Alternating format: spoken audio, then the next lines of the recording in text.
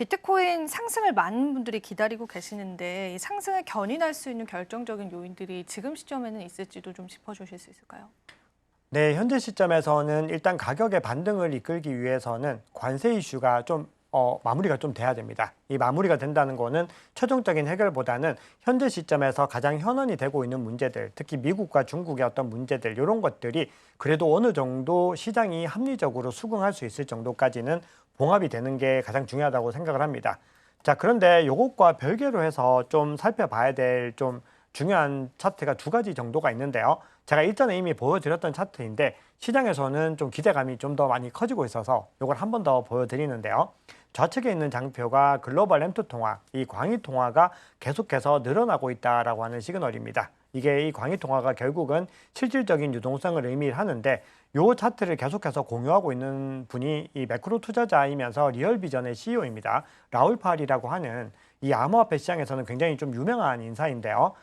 지금 시점에서 가장 중요하다고 계속해서 강조를 합니다. 그러면서 본인이 바라보는 관점에서는 비트코인 가격과 글로벌 램프 통화의 이 선행, 이 이격 자체, 간격 자체가 10주 정도를 경계로 해서 글로벌 램프 통화가 먼저 달려가고 10주 뒤에 비트코인이 따라가는 구조다라고 얘기를 하는데 시장에서는 일반적으로 12주를 좀 많이 본다라는 겁니다. 즉 글로벌 램프 통화가 먼저 상승하고 나서 12주 정도 후에 비트코인이 이 유동성의 영향으로 다시 상승한다라는 부분들을 강조를 하고 있는데 이 흐름들이 공교롭게도 작년 12월 달에도 상당히 흡사하게 들어맞았습니다. 즉 비트코인 가격이 크게 상승하는 구간에서 램프 통화가 무너지기 시작을 했는데 그때 시장에서는 조만간 비트코인이 방향성, 즉 추세를 좀 바꿀 것 같다라고 했는데 역시나 하락 추세로 접어들었던 부분들이 있는데 그러다 보니까 시장에서는 한 번 더 이 차트에 대한 기대감이 있는 겁니다.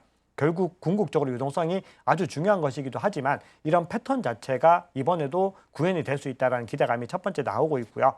두 번째로는 앵커님 말씀 주셨듯이 달러 인덱스가 걷잡을 수 없이 추락을 하고 있습니다. 이게 좀 비현실적일 정도로 많이 급속하게 이게 꾸준히 추락하는 것을 넘어서 하루 사이에 급락하는 움직임들을 계속해서 가져가는 움직임들을 보여줬기 때문에 이렇게 달러 인덱스가 꾸준히 무너지고 있다라고 하는 부분들이 결국은 달러 인덱스와 비트코인은 반대 방향으로 움직이는 패턴들을 언급을 하는 거죠. 그리고 이것들을 통해서 비트코인이 반등하지 않을까라는 기대감들이 일단 단기적으로 나오고 있습니다. 이거는 중장기적으로 이 흐름들이 비트코인을 계속해서 견인한다라고 보기는 어렵지만 어쨌든 이 추세를 바꾸기 위한 하나의 트리거로서 작용할 수 있을 것이다. 이런 기대감들이 나오는 거죠. 네, 그러면은 비트코인이 조금 장기적으로 어떤 관점들을 가져갈 수 있는지도 짚어볼 수 있을까요? 네, 비트코인이 지금 관세 이슈 때문에 뭔가 중요한 호재들이 다 묻히고 있습니다. 워낙에 강력한 이슈가 있으면은 나머지 이슈들이 중장기적으로 너무 중요함에도 불구하고 심리적인, 즉 투심에 의해서 다 묻혀버리는 게 일반적인 투자 시장에서 단기적으로 나타나는 현상들입니다. 그럼 결국은 이 문제들이 해결되고 나면은 기존에 있었던 비트코인의 호재들이 이제 부각이 되는 겁니다. 그리고 이 호재들이 부각이 되면은 이제는 악재들이 묻히게 되는 시기들이 오거든요. 결국은 이게 바로 이 투자 시장이 심리적인 기전에 의해서 많이 움직인다라는 부분들을 의미를 합니다. 자, 지금 비트코인에는 호재들이 중장기적으로는 굉장히 많습니다. 관세 전쟁이 마무리가 되고 나면은 그 이후에 거시경제 유동성이 돌아올 것이다. 결국은 이 연준이 통화 정책에 대한 수정을 할 것이다라는 기대감이 있죠. 최근에 파월이 연설을 통해서 양적 긴축 중단도 아직까지는 시간이 더 필요하고 금리 인하도 더 필요하다라고 이야기를 했지만 궁극적으로는 이것들이 하나씩 이루어지면서 유동성의 시간들이 돌아올 것이다라는 관점이 첫 번째 있고요. 개인적으로 가장 중요하게 보는 거는 규제에 대한 부분들이 있습니다. 규제 이슈가 많이 해결이 될 수 있다는 기대감인데 그 중심에는 일단 트럼프 대통령의 이 기조들, 트럼프 행정부의 전체적인 암호화폐에 대한 방향성이 중요하게 작용을 하는데 그것 못지않게 굉장히 중요한 부분들이 SEC입니다.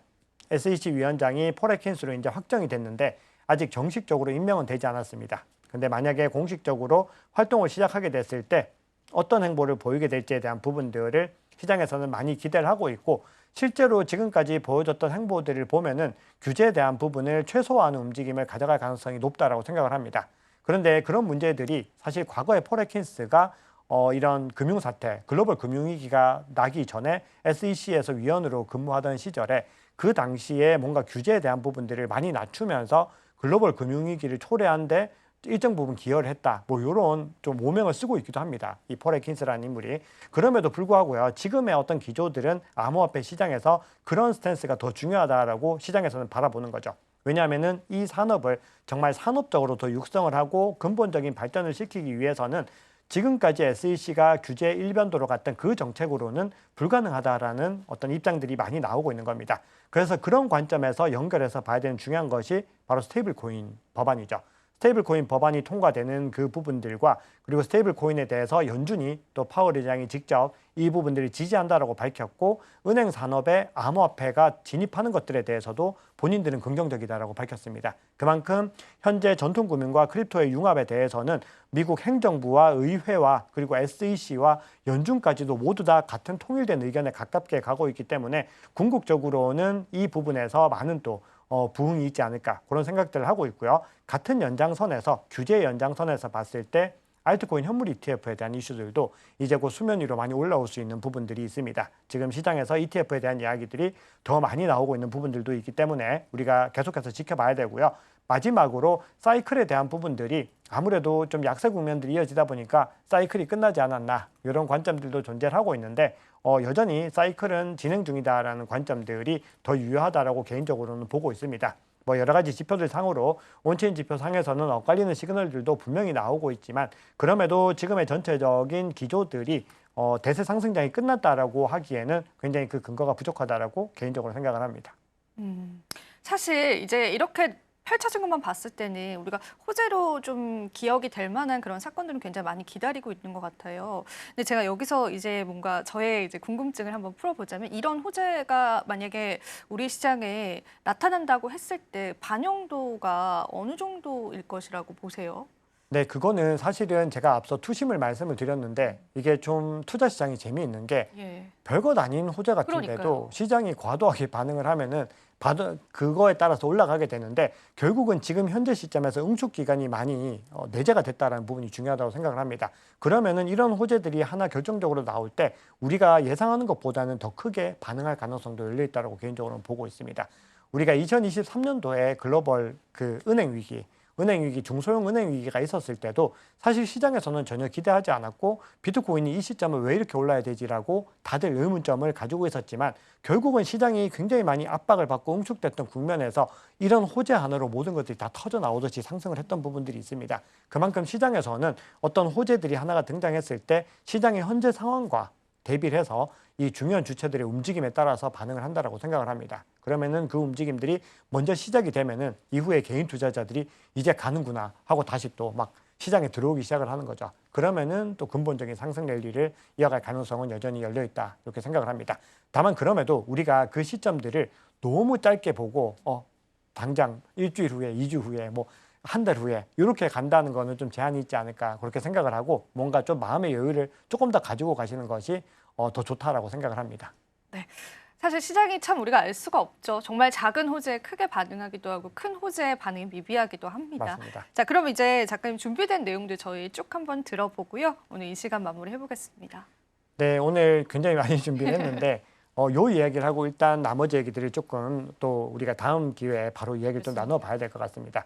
자, 지금 시장에서는 앞서 우리 앵커님이랑도 얘기를 했지만 안전자산으로서의 위험을 갖춰갈 것인가 이 부분들이 굉장히 중요합니다. 근데 거기에 대해서 시장에서 여러 분석들이 나오고 있는데 그중에서 이제 가장 중요하게 봐야 되는 게 요 두 가지 차트인데요. 우선 최근의 움직임들 한번 보면은 S&P나 나스닥보다 비트코인이 가격 방어력이 더 좋습니다. 이 얘기는 나스닥이 크게 무너지는 구간에서도 비트코인 가격이 제자리를 지켜냈다라는 건데요. 최근에 나스닥이 4.5% 가까이 하락을 할 때 이 블랙락의 IBIT가 소폭 상승하는 그런 움직임을 보여주기도 했고요. 그리고 또 더 최근에도 이 파월 연설이 끝나고 나서 이 나스닥이 크게 하락하는 구간에서 비트코인은 상대적으로 덜 하락하고 빠르게 반등하는 움직임을 보여줬습니다. 이 얘기는 서서히 뭔가 비트코인이 나스닥과는 이제 결별하기 위해서 시도를 하고 있는 것이 아닌가 이 부분들을 생각해 볼 수 있고요. 두 번째로 중요한 부분들은 결국은 금을 따라갈 것인가 이 부분들인데요. 시장에서는 금을 한 3개월 정도의 격차를 가지고 따라갈 것이다라는 전망들이 많이 나오고 있습니다. 그리고 실제로 차트의 패턴 한번 살펴보시면은 오른쪽에서 굉장히 유사하게 같은 구간에서 비슷한 구간에서 지지를 받고 저항을 갖다가 지지를 받고 또 저항을 갖다 뚫어내면서 상승하는 움직임들을 보이고 있는데 현재 요 구간에 위치를 하고 있는데 금이 상승하기 전 요 구간과 비슷한 관점으로 볼 수 있겠다라는 또 외신의 기사들도 있었습니다. 그만큼 시간의 문제인 것이고 결국은 이 국면들이 시간이 지나면은 다 대체 자산으로서의 어떤 위용들을 찾아가지 않을까라고 시장에서는 기대를 많이 하고 있습니다. 네, 좋습니다. 말씀해 주신 것처럼 이 암호화폐, 특히나 비트코인이 우리 금융시장에서 어떤 위치를 차지할 것인지가 지금 현재 시점에서는 중요한 것 같습니다. 그 색깔이 지금은 또 시장에서 오락가락하는 모습들도 확인이 되고 있는 시점이라서요. 우리가 조금 더 시장의 상황들을 지켜봐야 될 필요가 있을 것 같고요. 마지막으로 작가님께 우리 투자자분들에게 또 한 말씀 해주시는 거 들어보고요. 마무리해 보겠습니다. 네, 지금 시장은 굉장히 중요한 변곡점에 와 있다 이렇게 생각을 합니다. 앞서 말씀드렸던 것처럼 곧 온체인 지표에 대해서도 좀 말씀을 드리겠지만 온체인 지표 상으로 뭔가 좀 중요한 국면에 와 있습니다. 처음에 시작할 때 말씀드렸던 그 부분들입니다. 유동성이 점차 계속 들어오고 있지만 투심이 아직까지 돌아오지 않은 상황인데 이 투심이 약간씩 변화하는 국면들을 보이고 있기 때문에 우리는 지금 시점에서 조금 더 참을성을 가지고 좀 인내심을 가지면은 좋은 결과를 볼 수 있지 않을까 생각을 합니다. 결국은 투자의 관점에서는요, 이렇게 기다리고 관망하고 버티고 견디고 이런 구간들이 사실은 상승하는 구간보다 월등하게 많습니다. 그렇기 때문에 지금 이 구간들에서 포기를 하시거나 이렇게 하시면 절대 안 되시고요. 지금 굉장히 중요한 구간이다라는 걸 인지를 하시면서 시장에서 잘 대응해 나가시면 좋겠습니다.